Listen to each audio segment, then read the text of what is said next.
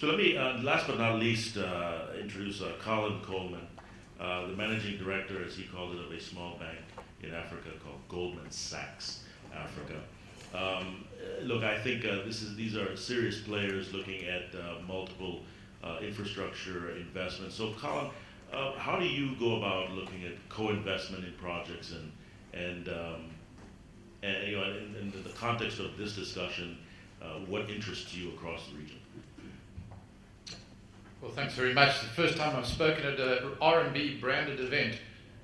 So thanks so much for providing the platform. I hope you get your return on equity. I think the speakers really covered the territory, and particularly the last speaker was excellent in setting it out. By the way, Goldman Sachs does a lot of the funding for the African Development Bank, which funds the transport that we've talked about. There are a couple of things I want to say. First is in the real world, and again, Mr. Allo has put it well. In the real world, in the ports, particularly throughout Africa, I'm talking particularly West and North Africa, companies like Bolloré, and we were with Maersk earlier, are very, very active in operating ports.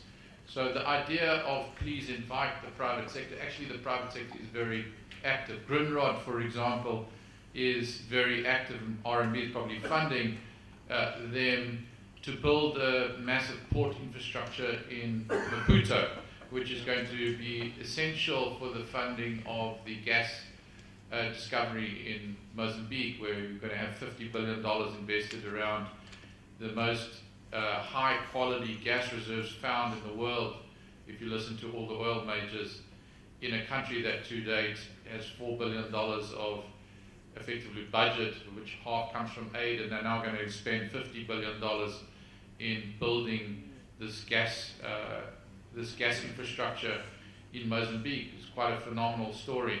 So the ports, firstly, I think the private sector is very active. Secondly, you've got companies like GE and others very much all over the provision of rail stock and others. You have companies, for example, like Actim, who are providing the equipment to the electricity providers, who are very, very active. So, you know, sometimes, okay, so let me pause there. Then you get the sort of quasi-governmental agencies very active around airports. Now, airports, the thought of airports being government-owned and government-run is actually quite archaic. It's not really of the modern age. It's of the 20th century, not the 21st century. And the reason is because airports are massive shopping malls. So the income that comes out of airports makes it very conducive for private investors to participate. So that we'll just note there. But the Chinese are all over. If you go to Mauritius, you go to Gabon, you go to various places. I've been in Ethiopia. The Chinese have built all the airports. And they do it as a sort of entry ticket into these economies, and they're very involved in the stadiums. And so when you go to Gabon, you land at the Chinese airport, you go to the Chinese stadium, the meetings in the Chinese stadium. You know, that's the real world. And then obviously we have the history of toll roads, particularly in urban centres like in South Africa, where you've actually had private toll road being built, operated by private consortiums. In this case, the N1 and I think it's the N4 have both been built and operated by the private sector. That was in a particular time post the Mandela administration, or in the Mandela administration, when you had a particular minister and a director general who wanted to drive hard private sector participation. It's not easy because you really have to be very contractually clear about what you're doing. But that's a historic example, where private equity, private debt was provided for the project. It's built, it's operated, and our DGG will tell you it's going quite well. These are not the toll roads that we're having the problems with in South Africa. It's the toll roads that have historically worked and worked quite well.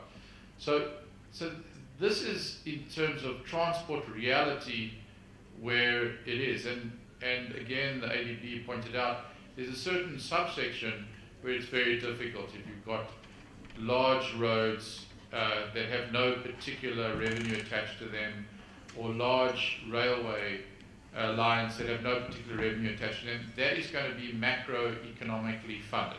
And that's where the rub comes. The rub comes when countries cannot afford to build essential infrastructure which is effectively part of kickstarting economic growth in those countries. And they can't do it because the private sector, none of us are going to fund them.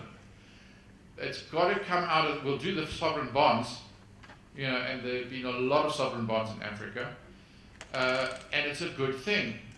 But the fact is those countries have to make a call as to where they're putting their money.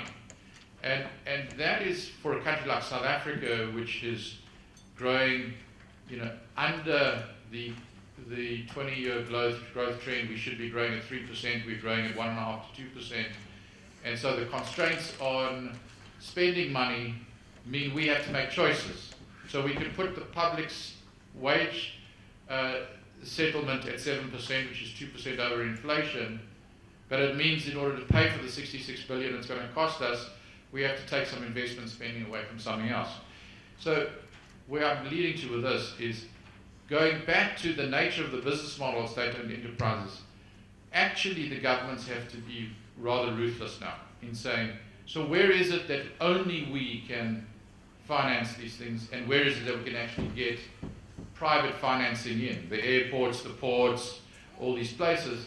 And the Chinese have been absolutely leaders in this regard. So this is my hobby horse at the moment, and I wrote a piece in the Sunday Times last week which touched on this, was the state-owned enterprise model in China 30 years ago was changed.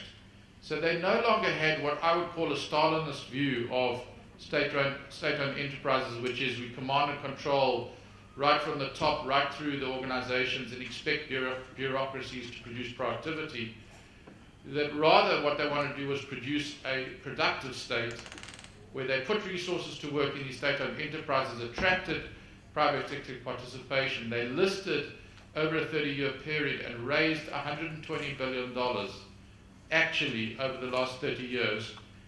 They listed minority stakes in these companies, so they kept majority control. The Chinese Communist Party had majority control of these enterprises, and the performance of these entities has far outstripped. Why? Because they effectively run on publicly listed company governance principles. On a quarterly basis, they have to report their earnings. Private shareholders, minority shareholders reward or punish the companies based on buy in and sell out, based on that performance.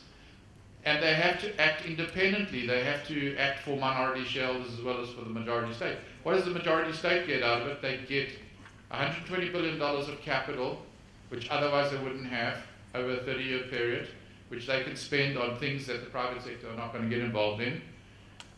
They get much better management, incentivized management, clear governance principles, and they actually get infrastructure delivered transparently, and if things go wrong, they fire people because, you know what, if they don't get it done, it's not good for the government, but it's also not good for the minority shareholders.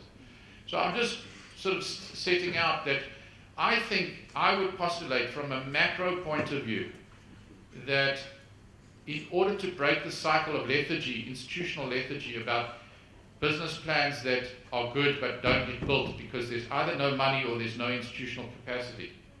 I'm not talking about South Africa, I'm talking about generally in African countries, that we can fast-track things by changing the model and being a lot more aggressive in saying what is it that the public sector alone can do and where is it that the private sector is doing things and we can accelerate.